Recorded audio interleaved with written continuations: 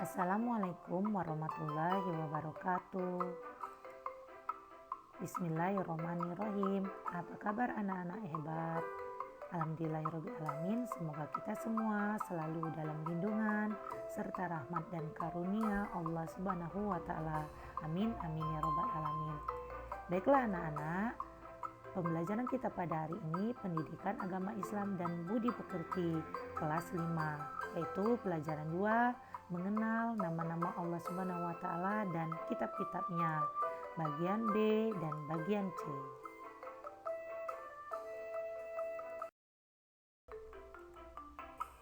Baik anak-anak, bagian B mengenal kitab-kitab Allah Subhanahu wa Ta'ala. Tujuan pembelajaran kita, anak-anak dapat memahami makna diturunkannya kitab-kitab suci melalui rasul-rasulnya sebagai implementasi rukun iman. Yang pertama, perintah beriman kepada kitab-kitab Allah Subhanahu wa Ta'ala. Allah perintahkan di dalam Quran surah An-Nisa, surah keempat ayat 136. Mari bersama-sama kita melafalkan surat tersebut. A'udzubillahi minasyaitonirrajim. Bismillahirrahmanirrahim.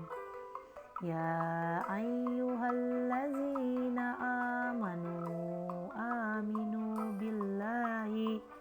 billahi wa rasulihi wal kitabil ladzi nazzala ala rasulihi wal kitabil ladzi anzala min qablu wa may yaghfur billahi wa malaikatihi wa kutubihi wa rusulihi wal yaumil akhiri faqad dolla dolalam ba'ida. Shadaqallahul azim. Aku berlindung kepada Allah dari godaan setan yang terkutuk dengan menyebut nama Allah yang Maha Pengasih lagi Maha Penyayang.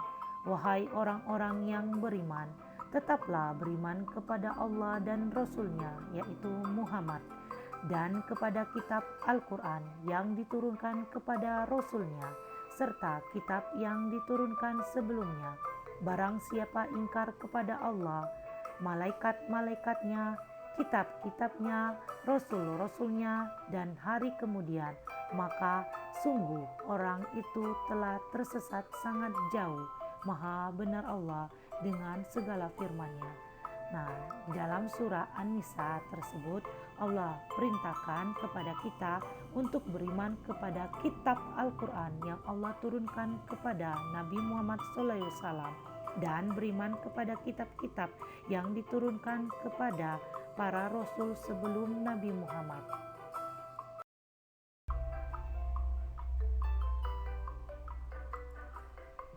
Baik anak-anak, yang kedua, nama-nama kitab Allah Subhanahu wa Ta'ala. Kitab merupakan kumpulan wahyu Allah Subhanahu wa Ta'ala yang diturunkan kepada nabi dan rasul untuk disampaikan kepada kaumnya sebagai petunjuk dan pedoman hidup dalam menjalankan kehidupan agar selamat dan bahagia di dunia dan di akhirat. Allah Subhanahu wa Ta'ala telah menurunkan 4 kitab kepada nabi dan rasul-Nya. Yang pertama, kitab Taurat. Kitab Taurat diturunkan kepada Nabi Musa alaihissalam kurang lebih pada abad 12 sebelum Masehi di daerah Israel dan Mesir. Kitab Taurat menggunakan bahasa Ibrani. Yang kedua, kitab Zabur. Kitab Zabur diturunkan kepada Nabi Daud alaihissalam ketika beliau menduduki tahta sebagai raja Bani Israel pada abad 10 sebelum Masehi di tanah Kanaan. Yang ketiga, kitab Injil. Kitab Injil diturunkan kepada Nabi Isa alaihissalam pada sekitar abad ke-1 Masehi di daerah Yerusalem. Dalam bahasa Yunani, Injil berarti kabar selamat. pelajaran yang baru atau kabar gembira. Yang keempat, kitab Al-Quran. Pasti sudah tahu ya nak ya, Al-Quran Allah wahyukan kepada Nabi Muhammad SAW pada abad 6 Masehi di kota Mekah. Nah, peristiwa turunnya Al-Quran itu dikenal dengan Nuzul Quran. Terjadi pertama kali di bulan Ramadan. Ketika itu Nabi Muhammad sedang menyendiri di Gua Hira. Turunnya Al-Quran menandai awal diangkatnya Nabi Muhammad SAW sebagai Rasulullah, utusan Allah. Nah, usia Nabi Muhammad SAW pada saat itu genap 40 tahun. Al-Quran terdiri dari 114 surah, terbagi dalam 30 juz dan 6.236 ayat.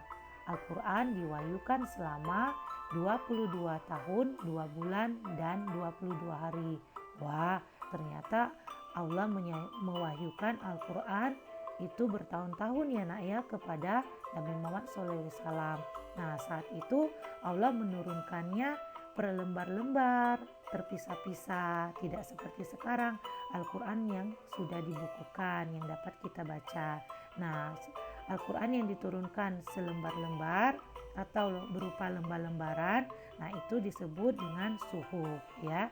Nah, Al-Quran itu adalah kitab yang menyempurnakan seluruh kitab sebelumnya.